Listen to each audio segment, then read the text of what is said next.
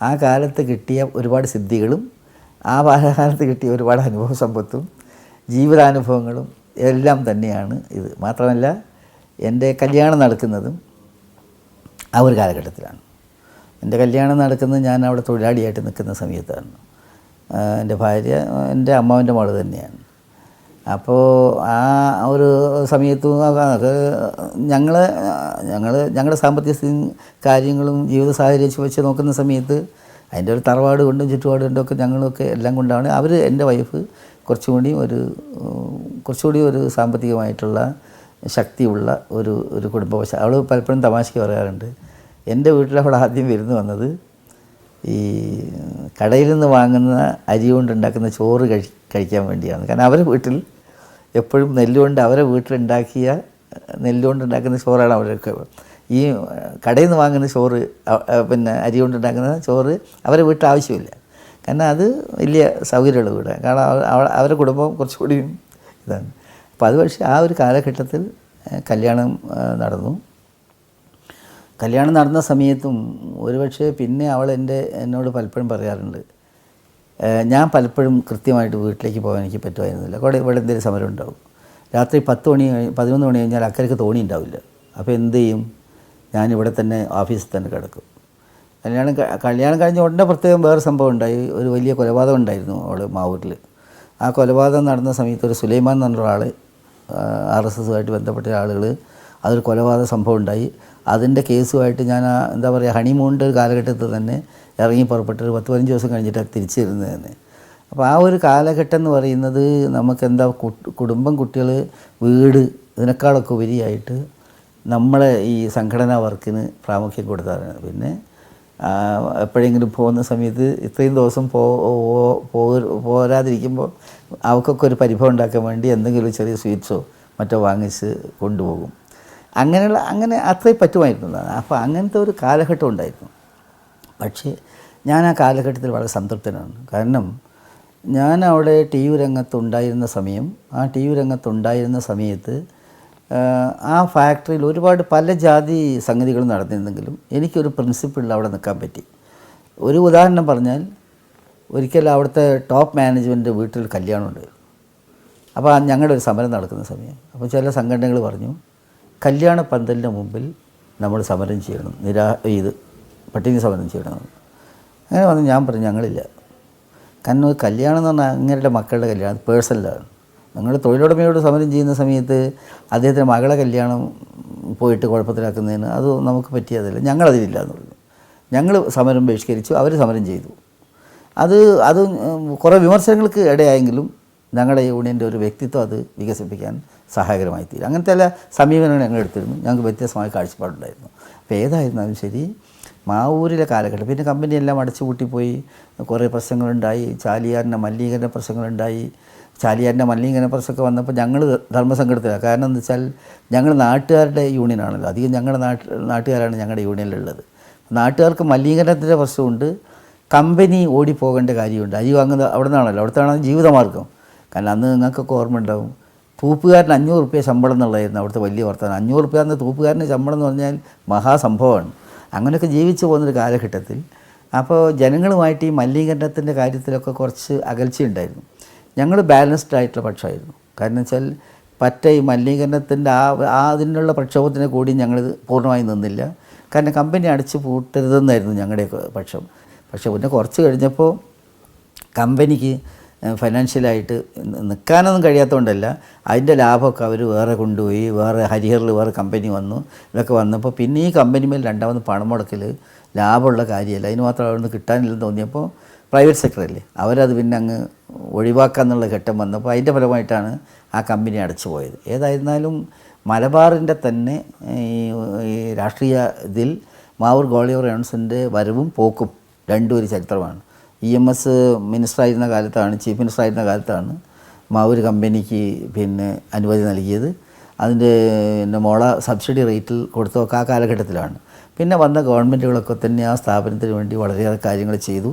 അങ്ങനെ ഏതായിരുന്നാലും ശരി, മലബാറിലെ രാഷ്ട്രീയം ഒരു കാലത്ത് മാവൂരിലെ ആ ഒരു കമ്പനിയുമായി ബന്ധപ്പെട്ട ഒരു സ്ഥിതിയിലേക്ക് തന്നെ അതിൻ്റെ ഒരു പ്രധാന കേന്ദ്ര ബിന്ദുവായി അത് അംഗീകരിച്ചൊരു കാലം ഉണ്ടായിരുന്നു. അപ്പോൾ എൻ്റെ ജീവിതത്തിലും അത് വളരെ വലിയൊരു പരിവർത്തനം സൃഷ്ടിച്ചു.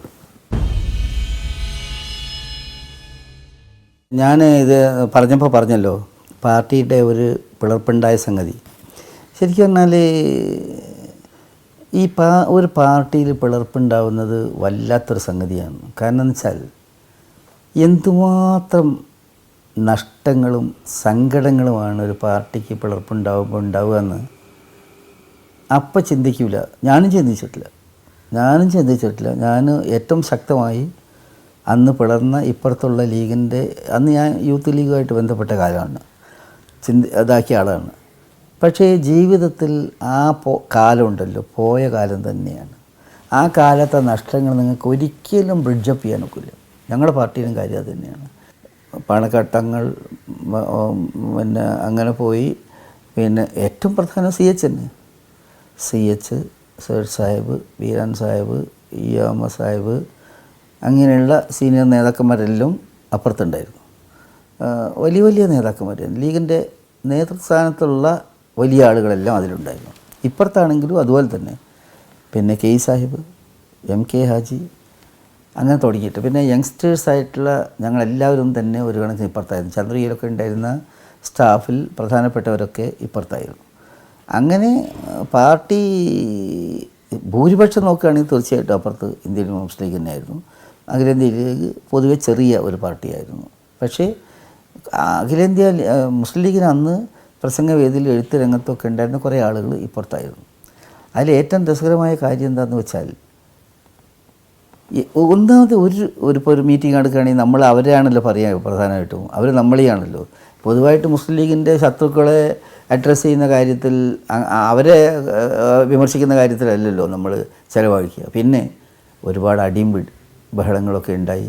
പല സ്ഥലത്തും മർദ്ദനങ്ങളുണ്ടായി. ആഫീസുകൾ കയ്യേറ്റം ചെയ്യലുണ്ടായി. ഇതൊക്കെ ഉണ്ടായല്ലോ. ഞാൻ ആദ്യം പറയുമ്പോൾ ആ ഒരു വിവാദമായ സംഭവം ഉണ്ടായില്ലേ, അന്നത് പിടിച്ചടക്കാൻ പറ്റുന്ന ജാഥയിൽ ഒന്നുകൂടി വാപ്പ ഉണ്ടാവും, സംരക്ഷിക്കാൻ പോകുന്ന ഞങ്ങളുടെ ഇവിടുത്തെ മകനുണ്ടാവും. അങ്ങനെ ഒരു കുടുംബത്തിൽ തന്നെ വാപ്പ ഒരു പക്ഷത്ത്, മകനൊരു പക്ഷത്ത്, അങ്ങനെ പല പല സംഭവം ഉണ്ടായി. പക്ഷേ അപ്പോൾ ഇതിൽ പിളർപ്പുണ്ടാവുന്ന സമയത്തുള്ളൊരു സംഗതി എന്താണെന്നറിയോ, പിളർപ്പ് മൂർച്ഛിപ്പിക്കാൻ വേണ്ടി ആ പാർട്ടീൻ്റെ ശത്രുക്കൾ അതിൻ്റെ ഇടയിൽ ഒരുപാട് സപ്പോർട്ട് ചെയ്യും. അപ്പോൾ നമ്മളെ സപ്പോർട്ട് ചെയ്യുന്നവർക്ക് ഒരു അജണ്ട ഉണ്ടാവും, അപ്പുറത്തെ സപ്പോർട്ട് ചെയ്യുന്നവർക്ക് അജണ്ട ഉണ്ടാവും. അപ്പോൾ നമ്മളെന്താണെന്ന് വെച്ചാൽ ഇതൊന്നും അറിയാതെ നമ്മൾ ഇതിൻ്റെയൊക്കെ ആരൊക്കെയാണ് കൂട്ടിൽ കിട്ടുന്നതെന്ന് വെച്ചാൽ അവരെയൊക്കെ നമ്മൾ ഉപയോഗിക്കും. അങ്ങനെയൊക്കെ ഇതിൻ്റെ ഒരു സംഗതി. പക്ഷെ അന്തിമമായിട്ട് അതിൻ്റെ കണക്ക് നിങ്ങൾ എടുത്ത് നോക്കുകയാണെങ്കിൽ ശരി, അത് വലിയ നഷ്ടക്കച്ചവടമാണ്. ഇപ്പോൾ പ്രത്യേകിച്ചും ഈ ന്യൂനപക്ഷ വിഭാഗത്തിൻ്റെയൊക്കെ രാഷ്ട്രീയ പാർട്ടിയായിട്ടുള്ള ഈ മുസ്ലിം ലീഗിനെ സംബന്ധിച്ചിടത്തോളം ആ ഒരു കാലഘട്ടത്തിലെ ഒരു സംഗതി. പിന്നെ അഖിലേന്ത്യാ ലീഗ് അന്ന് പിന്നെ രണ്ടാമത് മന്ത്രിസഭയിൽ കയറി, PM വോക്കർ മന്ത്രിയായി, അങ്ങനെയൊക്കെ ഉണ്ടായി. പക്ഷേ അതൊക്കെ എന്ന് പറഞ്ഞാൽ കൊച്ചു കൊച്ചു നേട്ടങ്ങളാണ്. വിശാലമായ സമുദായത്തിൻ്റെ നേട്ടം വെച്ച് നോക്കുന്ന സമയത്ത് അത് വളരെ കഷ്ടമാണ്. ഇപ്പോൾ അതിന് ശേഷം ഒരു പിളർപ്പുണ്ടായല്ലോ, നമ്മുടെ ഇന്ത്യൻ നാഷണൽ ലീഗും ഞങ്ങളുമായിട്ട് ഇത് വന്നു. പിന്നെ അതിൽ അവർ നമ്മുടെ കൂട്ടത്തിൽ ലയിച്ചു. കുറച്ച് ആളുകൾ ലയിക്കാതെ അത് ഇപ്പോൾ അപ്പുറത്തുണ്ട്. പക്ഷേ സംഘടന ലയിച്ചു. Vietnam, France, Belgium, Netherlands, Mexico, Greece. Sancharam volume number 18. Full HD-യിലുള്ള ഈ അപൂർവ ദൃശ്യയാത്രാ വിവരണ ശേഖരം സ്വന്തമാക്കാൻ സഞ്ചാരം എന്ന് SMS ചെയ്യൂ. ഫോൺ 9995 444 222. ഇപ്പം ഞങ്ങളെയൊക്കെ ആദ്യത്തെ പിളർപ്പിൻ്റെ സമയത്ത് കാര്യം പറയാം. എൻ്റെയൊക്കെ കാര്യത്തിൽ ഒരുപാട് സഹായിച്ച വ്യക്തിയാണ് CH എന്നെ ഞാൻ ആദ്യം പറഞ്ഞില്ലേ, ഒരുപാട് പ്രോത്സാഹിപ്പിച്ച ആളാണ്. ലീഗിൻ്റെ രാഷ്ട്രീയത്തിൽ CH പോലെ ചെറുപ്പക്കാരെ പ്രോത്സാഹിപ്പിച്ച ലീഡേഴ്സ് വളരെ കുറവാണ്. എന്നെ CH പ്രത്യേക താല്പര്യപ്രകാരമാണ് ഞാൻ ഈ മാവൂർ ജോലി ചെയ്യുന്ന സമയത്ത് ബാംഗ്ലൂരിലെ ഇന്ത്യൻ സോഷ്യൽ ഇൻസ്റ്റിറ്റ്യൂട്ട് എന്ന് പറയുന്ന സ്ഥാപനത്തിൽ തൊഴിലാളി നിയമത്തെപ്പറ്റിയും ഇൻഡസ്ട്രിയൽ റിലേഷനെ പറ്റിയും ഉള്ള ഒരു കോഴ്സിൽ പഠിക്കാൻ വേണ്ടി CH എന്നെ നോമിനേറ്റ് ചെയ്ത് അയച്ചതാണ്. അതിൽ എൻ്റെ ആ കാലിബറിലുള്ള അവരാരും അതിനേക്കാളൊക്കെ വലിയ ആൾക്കാരായിരുന്നു അതിലുണ്ടായിരുന്നത്. വലിയ ഇന്ത്യയിലെ ട്രേഡ് യൂണിയൻ നേതാക്കന്മാരായിരുന്നു. പക്ഷേ CH റെക്കമെൻഡേഷൻ കൊണ്ടാണ് എനിക്കതിൽ പോകാൻ പറ്റിയത്.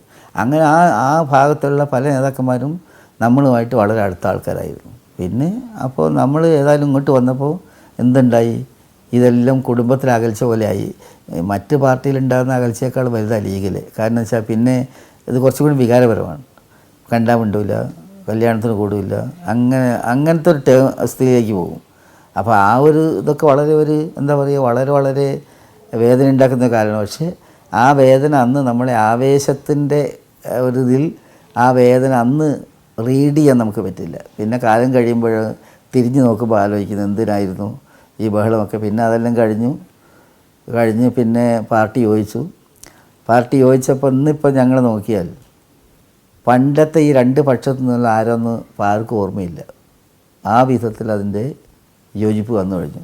അത് വളരെ പ്രോമിനൻ്റായി നിന്ന ചില ആളുകൾ ഏത് പക്ഷത്തായിരുന്നു ഓർക്കാമെന്നല്ലാതെ അനുയായികളും പ്രവർത്തകന്മാരും ഒക്കെ ഏത് പക്ഷത്തായിരുന്നു ആദ്യം ഇന്ന് ചിന്തിക്കാത്ത വിധത്തിലുള്ള യോജിപ്പും കാര്യങ്ങളും എല്ലാം തന്നെ വന്നു.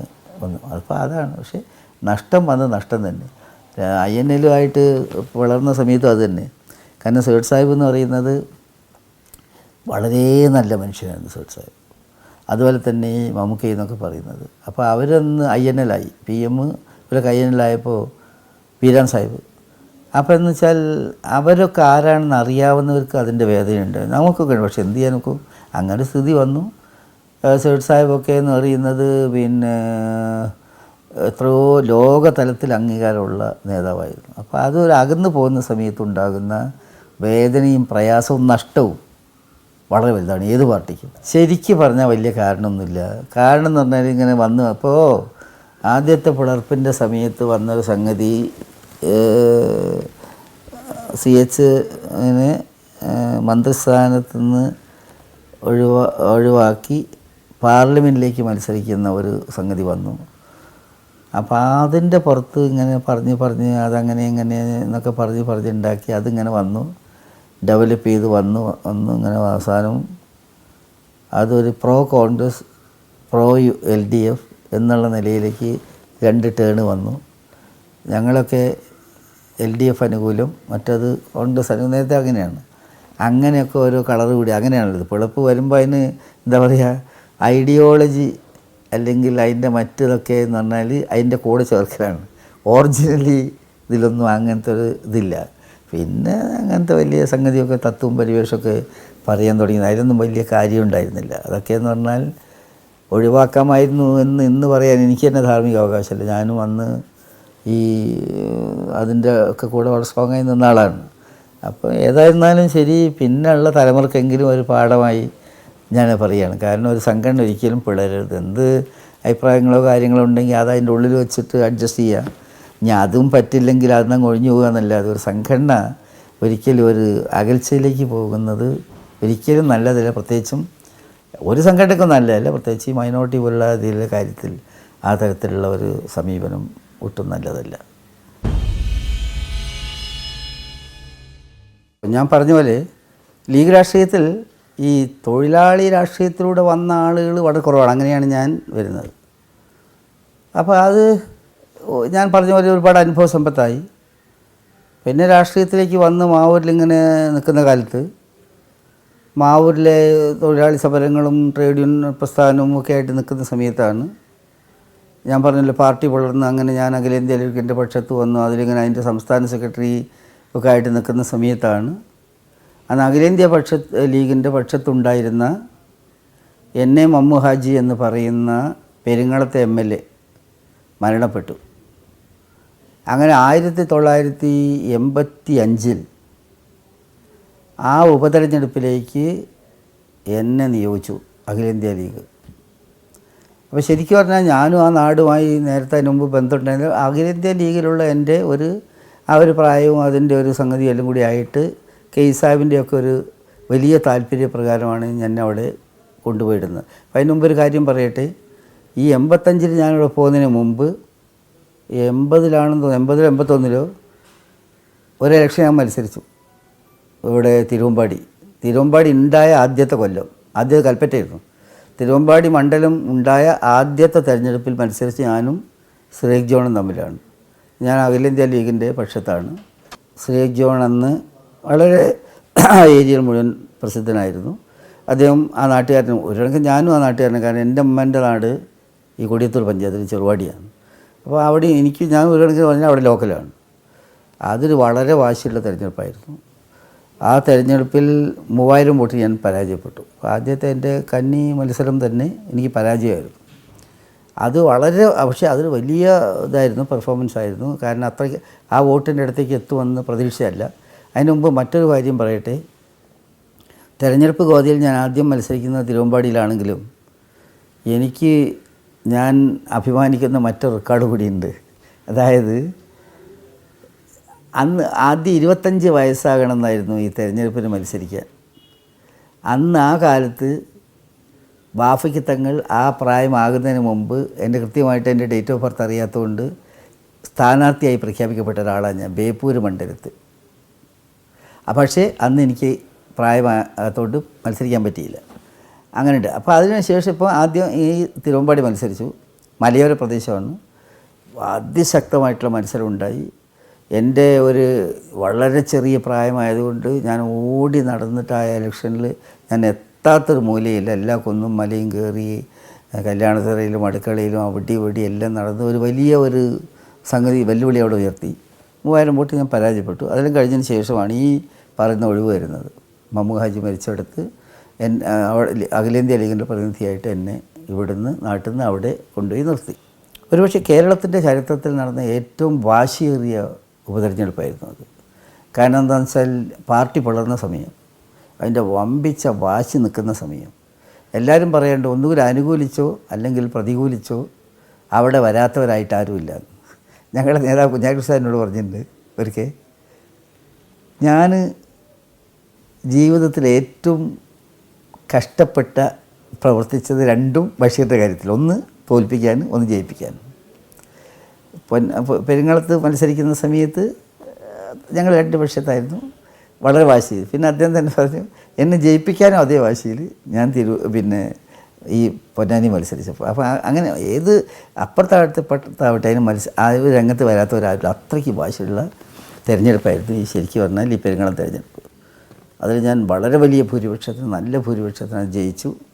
കരുണാകരൻ മന്ത്രിസഭയുള്ള കാലമാണ്. ആ മന്ത്രിസഭേൻ്റെ അവസാനത്തെ ടൈമിൽ 2 കൊല്ലം എനിക്ക് അത് കിട്ടിയിട്ടുള്ളൂ. അങ്ങനെ 2 കൊല്ലം. പക്ഷേ ആ 2 കൊല്ലം മതിയായിരുന്നു. 2 കൊല്ലം എന്ന് പറഞ്ഞാൽ നമ്മൾ അത്രയും ഒരു എന്താ പറയുക, ഒരു പൊളിറ്റിക്സിൽ നല്ലൊരു ഇമേജുള്ള ഒരു സമയമാണ്, ചെറിയ പ്രായമാണ്, അങ്ങനെയൊക്കെയുള്ള ഒരു സംഗതിയാണ്. അപ്പോൾ അതുകൊണ്ട് അത് വളരെ പ്രയോജനപ്പെട്ടു. ആദ്യത്തെ നിയമസഭയിലേക്ക് കടന്നു വന്ന രംഗമൊക്കെ ഞാൻ ഓർക്കുകയാണ്. ഞങ്ങൾ 3 ആളുണ്ടായിരുന്നു അന്ന്.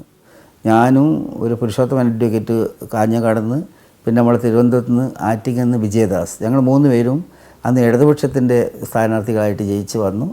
ഇവിടെ ഞാൻ അസംബ്ലിയിൽ വന്നു. 2 കൊല്ലം അതിൽ ആ അസംബ്ലിയിൽ. അപ്പോൾ ഞാൻ വന്ന് ലാസ്റ്റ് ടേബിളാണ്. അപ്പോൾ അതായിരുന്നു ആദ്യത്തെ രംഗപ്രവേശനം. പിന്നെ അവിടെ തന്നെ മത്സരിച്ച് ഞാൻ വീണ്ടും അവിടെ ആ മണ്ഡലത്തിൽ പരാജയപ്പെട്ടു. അത് കഴിഞ്ഞപ്പോഴത്തേക്ക് എന്തുണ്ടായെന്ന് വെച്ചാൽ ഞങ്ങൾ ഈ പാർട്ടി അപ്പോഴത്തേക്ക് ഞാൻ MLA ആയിരിക്കുന്ന സമയത്ത് തന്നെ ഞങ്ങളുടെ പാർട്ടി ഒന്നായി.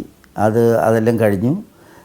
വീണ്ടും ഞാൻ തിരൂരിൽ മത്സരിച്ചു. അങ്ങനെ 3 ടേമിൽ ഞാൻ തിരൂരിൽ നിന്ന് MLA ആയി. അങ്ങനെ 15 3 ടേം അവിടെ, 2 കൊല്ലം ആദ്യം പെരുങ്ങളത്ത്, 15 2 17.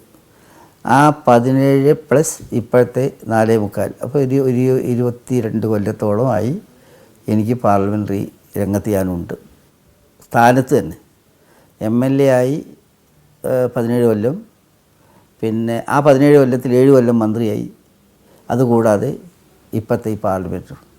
ശരിക്കും പറഞ്ഞാൽ ടോട്ടൽ ഒരു 32 കൊല്ലം അധികാര സ്ഥാനത്തുണ്ടായിട്ടും അല്ലെങ്കിൽ ഞാൻ ആ സജീവ രാഷ്ട്രീയത്തിലുണ്ട്. ഇപ്പോൾ ഒരു ടോട്ടൽ എല്ലാം കൂടി ട്രേഡ് യൂണിയനൊക്കെ ആയിട്ട് എല്ലാം കൂടി നോക്കുകയാണെങ്കിൽ ഒരു 50-52 കൊല്ലം ഞാൻ പൊളിറ്റിക്സിലുണ്ട് മൊത്തത്തിൽ.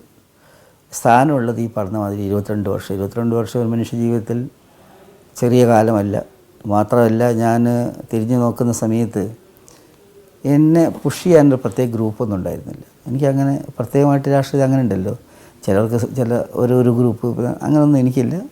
എന്നെ എല്ലാവരും സഹായിച്ചിട്ടുണ്ട്. അവരുടെയൊക്കെ ഒരു ഗുണം കിട്ടി. എപ്പോഴും എൻ്റെ ജീവിതത്തിൽ ഞാനൊരു ഭാഗ്യമായി കാണുന്നൊരു സംഗതി, എന്നെ സഹായിക്കാൻ എപ്പോഴും ഓരോരുത്തരുണ്ടായിരുന്നു. ഓരോരുത്തരും ഓരോ കൂട്ടം ആൾക്കാരുണ്ടായിരുന്നു. അങ്ങനെ ഒരുപാട് ആളുകളുടെ സ്നേഹം എനിക്ക് കിട്ടിയതാണ് എൻ്റെ ഒരു വിജയം. ഒരുപാട് ബുദ്ധിമുട്ടുന്ന രക്ഷപ്പെടുത്താൻ വേണ്ടി ഒരുപാട് ആളുകൾ എനിക്ക് വേണ്ടി കഷ്ടപ്പെട്ടു. അവർക്ക് അന്ന് അങ്ങനെയൊന്നും തിരിച്ചു കൊടുക്കാനൊന്നും എന്നോട് കഴിഞ്ഞിട്ടില്ല. പക്ഷേ എന്തോന്നറിഞ്ഞില്ല, എനിക്ക് അങ്ങനെ കുറേ ആളുകൾ എൻ്റെ പിന്നാലെ ഇങ്ങനെ എപ്പോഴും സഹായിക്കാനുണ്ടായിട്ടുണ്ട്. അങ്ങനെയാണ് ഈ നിലയിലെല്ലാം എത്തിയത്. അപ്പോൾ ഈ 52 കൊല്ലത്തെ അരനൂറ്റാണ്ട് കാലത്തെ രാഷ്ട്രീയ പ്രവർത്തനത്തെപ്പറ്റി തിരിഞ്ഞു നോക്കുന്ന സമയത്ത് ഞാൻ തൃപ്തനാണെന്ന് മാത്രമല്ല, ഞാൻ വളരെ വളരെ സംതൃപ്തനാണ്. കാരണം എൻ്റെ പാർട്ടിയിൽ തന്നെ എന്നെക്കാൾ കഴിവുള്ള, എന്നെക്കാളും പാരമ്പര്യമുള്ള ഒരുപാട് ആളുണ്ട്. ഇപ്പോൾ ഈ MLA ആവുക, MP ആവുക, മന്ത്രിയാവുക എന്നൊക്കെ പറയുന്നത് ഒരു കണക്കിന് ഒരു ഒരു ഒരു ഒരു നിയോഗമാണ്. അതിപ്പോൾ ഒരു കോൺസ്റ്റിറ്റ്യുവൻസി വരുന്നു, അവിടെ സൂട്ടബിളായി തീരുന്നു, അല്ലെങ്കിൽ വേറെ സാഹചര്യം വരുന്നു, അങ്ങനെ ആവുന്നു എന്നല്ലാതെ ഇതിൽ നമ്മുടെ കഴിവുകളൊന്നും വലിയൊരു ഘടകമല്ല. എക്സ്പീരിയൻസ് പോലും വലിയ ഘടകമല്ല. അപ്പോൾ അങ്ങനെയൊക്കെ നമുക്ക് ദൈവാനുഗ്രഹം കൊണ്ട് ഈ സ്ഥാനത്തെല്ലാം വരാൻ പറ്റിയെങ്കിലും എൻ്റെ കൂടെ വർക്ക് ചെയ്തിട്ടുള്ള എത്രയോ പേര് എവിടെയും എത്താതെ, പത്രത്തിൽ പോലും ഒരു വാക്ക് അവരുടെ പേര് പോലും വരാതെ എത്രയോ പേര് ഈ ലോകത്തോട് വിടവാങ്ങിയിട്ടുണ്ട്. അതിനൊക്കെ അപേക്ഷിച്ച് നോക്കുമ്പോൾ എനിക്ക് ലഭിച്ചത് ഏറ്റവും വലിയ ഒരു ഭാഗ്യമാണ്. ഞാൻ ആദ്യം പറഞ്ഞതുപോലെ നന്നേ ചെറുപ്പത്തിൽ തന്നെ ഇത്തരം സ്ഥാനങ്ങളും കാര്യങ്ങളും കിട്ടി. പിന്നെ ഈ ഓരോ സ്ഥാനങ്ങൾ കിട്ടുന്ന സമയത്ത് എന്തോ ദൈവം നമ്മളതിനെ അങ്ങ് പാകമാക്കുകയാണ് കിട്ടുമ്പോൾ. ഇപ്പോൾ എൻ്റെ ഒരു ഉദാഹരണം പറഞ്ഞാൽ, എന്നെ ഇവിടെ മന്ത്രിയാക്കാൻ വേണ്ടി തീരുമാനിച്ചപ്പോൾ ഞാൻ യഥാർത്ഥത്തിൽ വിചാരിച്ചത് പാർട്ടി എന്നെ ലേബർ മിനിസ്റ്റർ ആക്കുമെന്നാണ്. കാരണം എൻ്റെ സബ്ജക്റ്റ് അതാണല്ലോ, അതെനിക്ക് നല്ലോണം അറിയുകയും ചെയ്യാം. ഇതിൻ്റെ സംഗതികൾ, ലേബർ ലോസും അതും ഇതൊക്കെ. വിദ്യാഭ്യാസ മന്ത്രി എന്നെ ആക്കുമെന്ന് ഞാൻ സ്വപ്നേവി വിചാരിച്ചിട്ടില്ല. കാരണം ആ മേഖല ഞാനായിട്ടൊരു കാര്യമായ ബന്ധമൊന്നുമില്ല. അപ്പോൾ ഞാൻ വിചാരിച്ചു, എനിക്ക് അങ്ങനെ പാർട്ടി തീരുമാനിച്ചു എല്ലാം പത്രത്തിലൊക്കെ വന്നപ്പോൾ ഞാൻ വിചാരിച്ചു എന്നെ ഇതിനായിരിക്കും നിയോഗിക്കുക എന്നാണ്. പക്ഷേ അന്നത്തെ ഒരു സാഹചര്യത്തിൽ എന്നെ വിദ്യാഭ്യാസ വകുപ്പിൻ്റെ ചുമതലയാണ് എനിക്ക് തന്നത്. എനിക്ക് ശരിക്കും പറഞ്ഞാൽ നല്ല പേടിയുണ്ടായിരുന്നു. ഞാൻ വിചാരിച്ചു ഞാനിതെന്ത് ചെയ്യും, എനിക്ക് പരിചയമില്ലല്ലോ. ഇതെന്ന് പറഞ്ഞാൽ വലിയ വലിയ യൂണിവേഴ്സിറ്റികൾ, അതിൻ്റെ ആളുകൾ, വലിയ വലിയ അക്കാഡമിഷ്യൻസ്, ഇതിൻ്റെ എല്ലാം ഇടയിൽ എനിക്കിത് ചെയ്യാൻ പറ്റുമോ എന്നുള്ള ഒരു ഉൾഭയം ശരിക്കും എനിക്കുണ്ടായിരുന്നു. പക്ഷേ എനിക്ക് തോന്നുന്നു ദൈവത്തിന് നമുക്കൊരു വിജയം ഉണ്ടാക്കണമെന്ന് ദൈവം തീരുമാനിക്കുകയാണെങ്കിൽ അതിനനുസരിച്ച് ഒരു ചുറ്റുപാട് പഠിച്ചവരങ്ങ് ശരിയാക്കി തരും. അതാണ് ഇതിൻ്റെയൊക്കെ ഒരു ഇത്. അതായത് നിങ്ങളുടെ ഒരു കഴിവോ പ്രതാപമൊന്നും ഒരു വലിയ, അപ്പോൾ ദൈവം എന്ത് ചെയ്യും, എല്ലാം അതിനനുസരിച്ച് ഇങ്ങനെ ശരിയാക്കി തരും. അങ്ങനെയാണ് ഞാൻ മന്ത്രിയാവുന്നത്. നിങ്ങൾ ഇനി ജയിച്ച് വന്നാൽ DPP കൊണ്ടുവരില്ല എന്ന് സത്യം ചെയ്യുകയാണ് നിങ്ങൾക്ക് ഞാൻ വോട്ട് ചെയ്യാൻ. അച്യുതാനന്ദന് പുത്തരിക്കണ്ട മൈതാനത്ത് യോഗത്തിൽ അന്ന് വൈകുന്നേരം പ്രസംഗിച്ചു, നിങ്ങളെ വിദ്യാഭ്യാസ മന്ത്രിനോട് കൈക്കൂലി വാങ്ങിച്ചിട്ടാണ് ഇത് ചെയ്തതെന്നൊക്കെ. ഞാൻ പറഞ്ഞു, അസംബ്ലിയിൽ നിങ്ങളാരും ഇല്ലല്ലോ, ഞാനല്ലേ പോകുന്നത്, സാരമില്ല, നിങ്ങൾ പരീക്ഷ ഇന്ന സമയത്ത് നടത്തുന്നു പറഞ്ഞു.